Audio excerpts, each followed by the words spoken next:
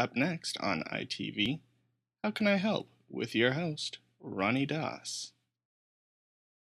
Hi, my name is Ronnie Das, and I recently graduated from UCSD. My parents were proud, I felt accomplished, but now like so many others in my situation, I'm trying to understand what to do next. I'm interested in the environment and green policy, but it's hard to determine what's actually useful and what's just a marketing scheme. So I went out to learn from the ground up what local San Diego businesses, industries, farms, and nonprofit groups are doing to make a difference by educating, implementing, or currently using green and sustainable practices. So sit back, relax, and welcome to How Can I Help?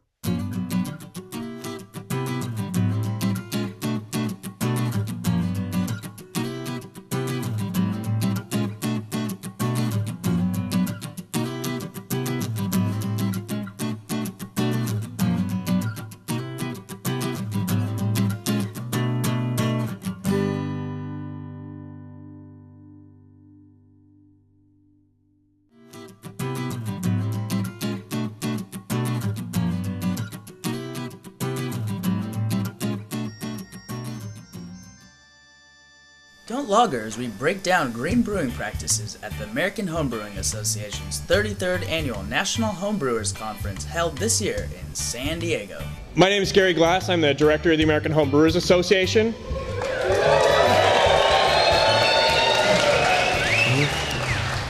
Welcome to San Diego. And then we're here at our 33rd Annual National Homebrewers Conference, the largest educational gathering of homebrewers anywhere in the world. So are green and sustainable practices part of the home brewing process? Absolutely. Well, I mean, homebrewing is, especially these days, is really a big part of the going local kind of idea. So as people are thinking about where they get their beer and maybe supporting a local brewery as opposed to a larger brewery that's being shipped from somewhere else in the country or somewhere else in the world. And as far as beer goes, you're not going to get any more local than homebrewing. That's true. That's true. It's certainly helping through the support of small businesses like the retailers that supply to homebrewers, but also homebrewers are the leading advocates for their local breweries. So it's just kind of a system of a community actually working together with different businesses. Right. And this particular area in San Diego is really well known for the tight knit of the amateur and professional craft brewing communities. It's not uncommon to see that kind of thing, but the level of support from the professional community for the homebrewers here is probably higher than just about anywhere else in the country. So like when viewers are watching or for consumers, how does a local homebrew or craft beer compare to maybe these German or Belgian or European beers in terms of quality and price? Well, in terms of quality, homebrewers can make just as good a beer as anyone is making anywhere else, and for the craft brewers here in the United States are making amongst the best beers in the world. And there's a much wider variety of beer in the United States than anywhere else in the world. And that's really a tribute to the homebrewing community, which supports the craft brewing community. Oh yeah, absolutely. Well, cheers. Thanks so much for your time. Thank you. Well, thank you, Gary. Good afternoon and welcome. San Diego is the right place to have this conference. Our region has emerged as a major center for brewing in America, both for craft and for home brewing. San Diego is also the home to 38 breweries, most of them operating as small businesses. And as government officials, we need to do what we can to support these types of small businesses that are an economic engine for our regional economy. Small businesses create jobs. The beer industry's total economic output in San Diego County last year was a staggering $3.35 billion.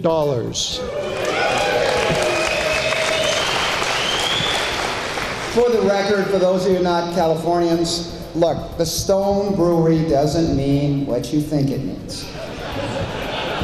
Northern San Diego County has a lot of big rocks, so that's where the name came from, right? But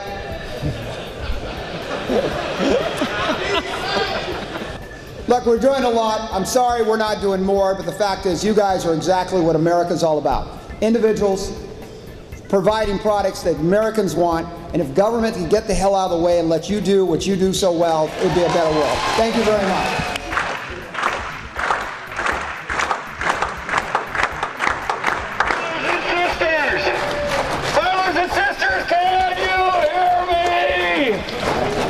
I'm here with Greg Cook, CEO and co-founder of Stone Brewing Company. Nice Thank you so much for having us. Happy to be here. Yeah. I'm a big supporter of your beer. So what kind of green and sustainable practices do you have as part of your operations? Well, that's kind of a core fundamental to us at Stone. I think it's, you know, when in the world of craft brewing, you find a lot of green and sustainable thinking. It's part of our nature. Okay. Nice. And I'm not just talking about something simple like, you know, this used tuxedo jacket that I bought off of eBay. Nice. And then got embroidered. Oh, okay. That's awesome. No, that's okay. That's a reuse. So Yeah, that's helping already. We have a huge photovoltaic array on our roof. We use biodiesel for all of our trucks. We recycle just about everything that comes through our brewery. We're actually one of the lowest ratios of water use for breweries in the U.S. Oh, wow. And we clean up all of our own effluent, brewery effluent. And also, I think something that I'm really personally proud of is our restaurant is the largest restaurant purchaser of local small farm organic produce in San Diego County. Oh, wow. That's So- amazing. Yeah, so you guys are coming into the economy and the community to really help out. And recently, just this past March, we took over a failed organic farm, and so now I'm actually a gentleman farmer. You Oh, can tell wow. because my nails are clean. That's the gentleman part. Yeah, Well, nice. If the definition of gentleman is really wide. So how are these green and sustainable practices that are going on, you know, right here at Escondido, helping, you know, the San Diego community and environment? Well, I believe, as an environmentalist and a green lawyer, that the true solution to all of our challenges is just a very, very modest amount of teamwork. Just thinking about the simple things through life. Well, am I using a reusable water bottle, or am I getting a single-use water bottle and paying through the nose for something I could otherwise get for free, damaging the environment and actually looking rather silly in the process? Okay, yeah. You're not doing that, are you? No. Okay. Or, Yeah. you know, am I We all using got it. single-use Yeah. Paper cups at the coffee shop, or am I bringing my own reusable mug to the coffee shop? Very simple things. Am I focused on walking, biking, taking the public transportation, carpooling, ever? Yeah. We don't have to do it all the time, but we can often do it a fair amount of the time. That's very amazing. simple things. So it's done. It really seems like this is kind of a foundation and a building principle as opposed to something you gradually progress to. You know, one of the things I'm proud about is that as we've grown in our ability to do some of these things, such as a large solar array, which was rather expensive, or our wastewater pretreatment system, which is very expensive. But we started at the beginning, and we've grown it over the time. Nice. And have you seen, are these basically for the environment, or have you also seen some economic benefits? Have they actually paid off and panned out? The photovoltaic system actually is going to be a net gain financially. Oh, okay. Not a big one, Yeah, but it's enough. Yeah. It's justifiable from a business perspective, which is great. Okay. And you're lowering your energy costs by using Exactly. a renewable energy source. Yes, so absolutely. two birds with one stone right there. That's Right. What's next for Stone Brewing? Oh, what's next? Well, shall we go on the power round? Yeah. Go. Okay, speed round. All right. See if you can Let's do catch up this. with me. Okay. We have a new large restaurant, actually about 22,000 square feet under roof, and a 10-barrel brewing system that we're opening up not too far from this spot here, downtown San Diego. We have of course, our European brewery project, which we are hoping to be the first American craft brewer to own and operate a brewery in Europe. Nice. We have our organic farm, which is quite new, and I'm very proud of. We have a new barrel room and event space, catering kitchen, catering division, office building, and hotel planned for across the street from our brewery in Escondido. Oh, wow. Okay. We have the Stone Company store in South Park, which actually just opened, and we announced that we bought the piece of property to the south of our brewery to be able to eventually grow our production to double our production. Oh, wow. How does it compare in costs to the consumer cost and taste when you're buying a local brew like Stone Brewery, as opposed to when people think they're like, oh, good brew, you know, Belgium, Europe, you know, those are Right. traditionally what they think. Well, there is either the thinking side of the equation or the non-thinking side. The thinking side is, look, I want to get a traditional Belgian a lambic or something, or some other smaller, very traditional and very difficult to find outside of that region. So you can bring them in, and that's the intelligence. Like, it's a specialty. It's the spice of life. Okay, yeah. Or there's the commodity side, which is, what they say that is expensive, and they put it in a special glass that they give away illegally to bars all over the country, and they try and sell you that this fizzy yellow beer is any better than the same old junk that they're selling here domestically, and they're making you pay more for it, high carbon footprint, and you're just getting a staler beer. That's the non-thinking side of the equation. Comparing against that side of the equation, it's foolish not to get a great local craft beer, because the United States now is, of course, the leading brewing country in the world. Oh, wow. Okay. And San Diego, we're pretty proud of our status, is we think we're the best brewing city in the world. We have 3 of the top 10 rated breweries in the world here, another 7 in the top 100. Nice. And if somebody is getting something from far away rather than something that's made right here, well, you gotta wonder, where else are they compromising in their lives? Yeah, okay. Well, hey, thank you for not making it a commodity market. We have some ownership, some personal responsibility. I love your beer. We're all in this together, brother. I'll take that. Cheers. Awesome. Yeah, cheers. Thanks, guys. Good job. That's yours. Take it all. Yeah, you take it all. Take it all, man. We'll see you in Seattle. Stay classy, San Diego. The NHC set the scene, and Greg got me interested in learning even more about how breweries bring sustainable solutions to San Diego. So we headed up to Escondido to see the environmental innovations and inner workings of Stone Brewing Company.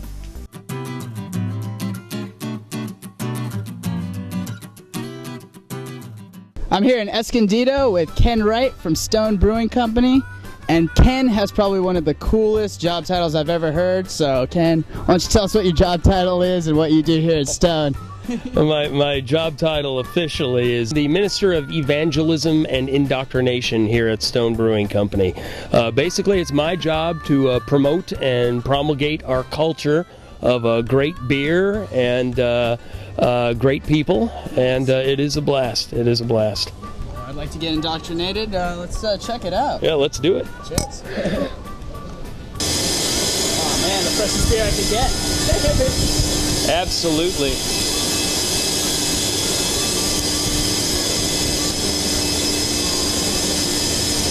This is what makes life worth living right here. Oh my God. Yeah. Would you like to try some? I would definitely like to try There you go. some. It's not going to have the carbonation that it would have after running it through the filter and bringing up the CO2, but it's just got a blast of citrusy hop. Yeah, it's almost like orange juice. In fact, it's better than orange juice. It's better for you than orange juice. Orange juice, in all due respect to the Florida Orange Board, it's nothing but vitamin C and simple sugar. Yeah. This has antioxidants in it, complex carbohydrates. Hops can do everything from reduce your risk of cancer to, I'm 95 years old and I feel better than I ever did. So yeah, good stuff right there. Amazing. Absolutely. Yeah. It's not pasteurized. It's really delicate. So you got to pamper it. Okay. Refrigeration, quick deliveries. That's one reason why we don't export on a regular basis to Europe. Keeping the beer fresh on its way to Europe would be difficult. Okay. But just as significantly, the carbon footprint of exporting thousands of barrels of beer in refrigerated containers to Europe, very costly. So Stone Brewing's going above and beyond for a lot of the environmental... We do, and we want to emphasize too, this isn't about greenwashing, it's not about, riding a wave of favorable publicity. This has always been just an integral part of our philosophy. You give back to the community, you tread lightly on the environment, and so we do everything we can in that regard. We're far from paying it off, so to speak, but it's a statement, number one. We're very high profile here, and we really want to show people there's a clean way to run a successful business. So it will eventually pay for itself, of course, but also we wouldn't be Stone if we didn't do things that were environmentally friendly. It's just part of our corporate culture. There's enough beer in this tank for me to pour you 4 pints like this every day for the next 65 years. Oh, wow. So I don't know how much time you have. Sounds like a good challenge. I'm willing to go. Buying local is always, it's good for the environment, it's good for the economy, and it's good for the consumer because you're getting something that's fresh, that's made by the people you live with, work with, know. So it just works well all around. Ken Wright got me seeing the light on some bigger environmental issues for brewing beer, but I still want to know more about how Stone steps up in the craft beer community by talking with the BrewMaster. I'm with BrewMaster Mitch Steele here at Stone Brewing Company. So first of all, thank you so much for your time. I realize how busy you guys are. Oh, you're welcome. Yeah. So let's start off with what is a BrewMaster? Well, a brewmaster is the person who basically takes the ultimate responsibility for the quality of the beer that comes out of here. So, whether it's making the new recipes, whether it's making the existing recipes as best they can be, training our brewers, hiring our brewing staff, all that is part of the job. Oh, okay. So you're an inventor and you're also quality control and manager and production manager. So it's like making sure that we have all the ingredients we need to brew the beers we need to brew, making sure that we, that we're looking out for new things that are coming along that we might want to use in future brews and all that kind of stuff. Oh. And representing the company, that's all part of it. That's true. That's true. Yeah. Awesome. I was wondering, so I know you can't give us away any trade secrets or anything like that, but what's the general process when you're brewing for Stone Brewing? Well, we do a pretty traditional English type of brewing system. So basically, what we do is we get malt in from different suppliers. We're standing on the brew house right now. That's kind of the meat of the brewing process. And what we do is we take the malt, we mill it, break it apart, mix it with warm water, and allow the natural enzymes in the malt to break down the starches that are in the interior of the malt kernel, and those starches break down into simple sugars, and so what you get is a very sweet solution at the end. And that sugar is what feeds the yeast. So the yeast will feed on the sugar and through a fermentation process create the alcohol and the carbonation and make the sweet liquid taste like beer. Oh, wow. And the brew house process, that's where we add hops. Hops add the bitterness to kind of complement the sweetness of the malt. And every brand that we do has a different recipe. It's got different types of malt in it, different temperatures and times in the brew house, wow. And different types of hops. And so you can get different levels of sweetness in the beer, different alcohol contents, different flavors, different amounts of bitterness, all that kind of stuff. Wow. So in addition to all that other stuff, you're also a chef and you're a chemist. Yeah. The brew house is basically a giant kitchen, and we're doing a lot of cooking here. And then from there, we chill everything down. We put it over into the tanks off to my left, and those are fermenters. We add the yeast, and a big part of our job is monitoring the yeast performance in the fermentation, making sure that the yeast are happy, that they're feeding on the sugars, they're producing the flavors we want, and you get the alcohol you want in the final beer. Absolutely. So, that's a huge part of it. A lot of times it's an underestimated part of the process. People don't put a whole lot of emphasis on it, but if your yeast aren't happy, your beer's not going to be good. Yeah, that makes sense. Yeah. You start looking at all these bigger pieces, but it's really those technical points that really make a good beer. Yeah, it really is. You got to look at everything. And so it seems like a pretty intensive process. What kind of natural resources are used in the brewing process? Well, in the brewing process, beer has 4 ingredients. We've got water. Of course, that's the biggest ingredient in beer. Oh, okay. Okay, and then malt, hops, and yeast. Okay. So as far as natural resources, water, of course, is the biggest one. And then, of course, water is used also to feed the barley plants as they grow and to feed the hop plants as they grow. So, the water usage in the brewing process is huge. And then in a brewery, typically, most breweries use 5 to 7 gallons of water for every gallon of beer that they produce. Oh, wow. So the water usage is huge in the brewing process. We use water for cleaning, we use water for cooling, all sorts of different things. And so water is a huge natural resource. Oh, wow, absolutely. So what kind of green practices are you guys implementing finding here at Stone Brewing? Well, we've got a couple of things that we've got going on, and we're looking for more all the time. You know, we take it pretty seriously. First thing that we do is all the water that we use that goes down the drain here, it goes through a process out back, a treatment process, gets cleaned up and comes back pure, and we use that for cleaning and everything else. So we're recycling the water that we're using for cleaning throughout the brewery. Now, we can't use that for brewing. There's some regulations around that won't let us, but I can tell you that that water is pure and as clean and as good tasting as any water around. The nature of the brewing business involves a lot of transportation, a lot of energy use, and a lot of water use. So we're focusing on those things to try and reduce our impact.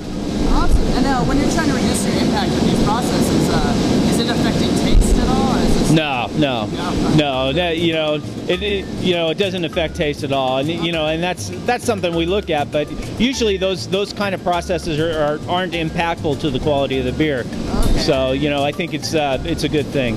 Yeah. Amazing. Yeah. Has there been a particular green practice you guys have implemented that's gone above and beyond, maybe exceeded your expectations? Well, I think the water recycling has been huge.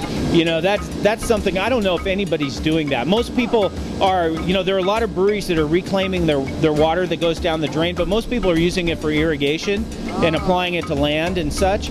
And I think we might be the only brewery that's actually bringing it back into the brewery and using it for cleaning. Oh, wow. So I'm pretty impressed by that. Yeah, pioneers. Yeah, I like to think so. That's awesome. Well, one last question. Sure. Finally, it's like, not only what does it take to be a brewmaster, but what does it take to be a Stone brewmaster?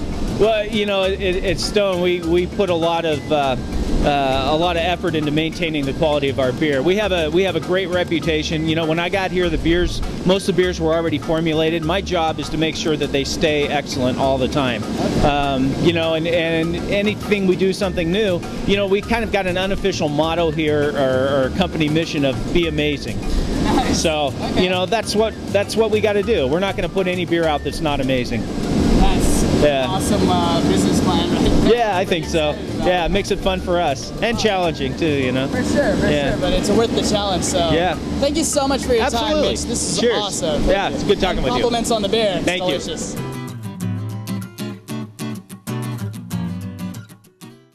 The Stone Brewing Company cured my ails by answering my bottled up questions on brewing beer, but being a brewer looked like a lot of fun, so I met up with John McKay of the Quality Ale and Fermentation Fraternity, a local homebrewing club, for Last Call on why alcohol can be a hobby for us all. How did you get involved? Like, why do you find homebrewing important, so fun? I think because, well, first of all, beer is fun. Yeah, everyone I talk to that, I tell them that I'm into homebrewing, they all say, I always wanted to do that. Yeah. Or, I want to come by and check it out. The interesting thing is, it seems like everyone likes the idea of it, but I find very few people really get into it. Okay. But everyone likes the idea of it. Yeah. And so for me, I like the art of it because it's a challenge to make something, what you're really shooting for, or trying to match a beer that you're familiar with. I find it challenging. Yeah. So the art of it is great. And there's so many people in San Diego that are great brewers. Okay. A lot of them have been doing it for a long time. Nice. And you can learn a lot and see some of the things that they've learned along the way. The science of it's very interesting. There's a lot to it, and it's important to know at least enough to either replicate a beer more than once. Makes sense, yeah. Or also just to know what maybe problems that you're having. And that's one great thing about beer clubs or brewing clubs like QUAFF, is if you can really learn a lot for maybe some problems that you're having with your homebrew, or you're not too sure if it's any good, or you're not too sure why it doesn't taste quite right. There's so many experienced people, they can give you some guidance. And so the art and the science, and I alluded to the fellowship. You really meet a lot of different people that you it's a pretty tight-knit community. It is, and a lot of really nice, generous people. And one thing I've seen more and more is, bridges some of the gaps between different generations. People that you wouldn't normally, get to know.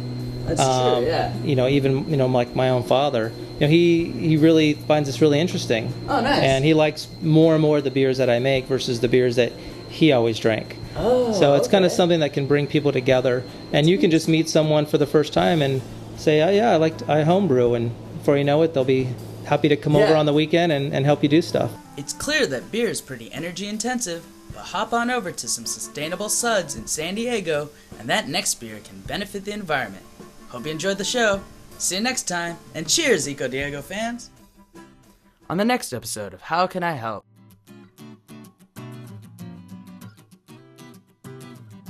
Our best episode yet. Tune in for the season finale of How Can I Help as we get moving on ecotourism in our area. It's quite a sight with Explore SD, Friday, August 12th at 6 p.m. only on ITV Channel 16. Keep it real, Eco Diego fans. Help the hungry in the Horn of Africa by teaming up with How Can I Help and World Food Program USA to provide donations to the 10 million people desperately in need of food, clean water, and basic sanitation. The United Nations stated this to be the worst humanitarian disaster in history. Make a difference. Donate today. For more information and a secure link to the World Food Program USA donation page, please log on to www.howcanihelpsandiego.com. And thank you, San Diego. You know, everybody knows Brian, everybody knows a congressman. In California, a member of the legislature is called an assemblyman. A lot of people don't know that. I introduced myself earlier today to a guy. I said, Assemblyman Fletcher, nice to meet you. He looked at me, he said, that's great, son. What is it you assemble?